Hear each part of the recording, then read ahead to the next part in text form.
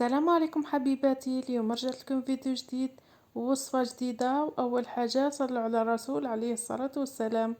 اليوم رجعت لكم فيديو جديد، نتمنى يعجبكم، ولا تنسوني بالاشتراك والإعجاب أحبائي. صلوا صلوا صلوا على رسول الله.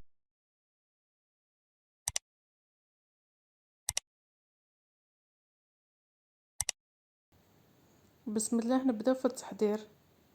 عندي جوانح الدجاج اللي كنت غسلتهم، اللي كنت شوضتهم وغسلتهم مليح وحطيتهم يترنخوا في الخل والملح حتى راحت لهم الريحة هذيك. وصلتهم مليح وقطرتهم. عندي التوابل، عندي فلفل عكري، كمون، فلفل أسود وزنجبيل وتوابل الدجاج وراس الحانوت وكركم، وعندي ربع سنة ثوم وملح. عندي نصف مغرف كبيرة لاموتارد ونصف مغرف كبيرة طماطم مصبرة. وعندي 2 مغارف كبار خل. نجيبو الصحن اللي نخلطو فيه، نحطو 2 مغارف خل و3 مغارف كبار زيت سونغو.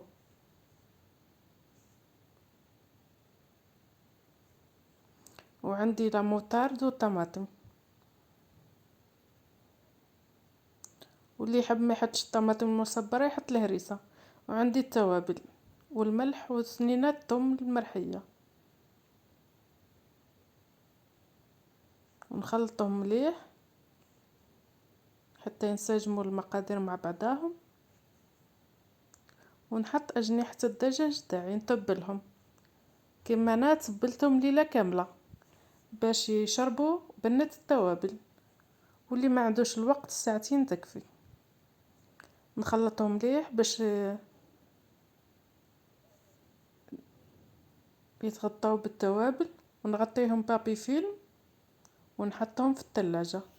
كما قلت لهم راني حطيت وجدتهم في الليل وغدوه من داك طيبتهم.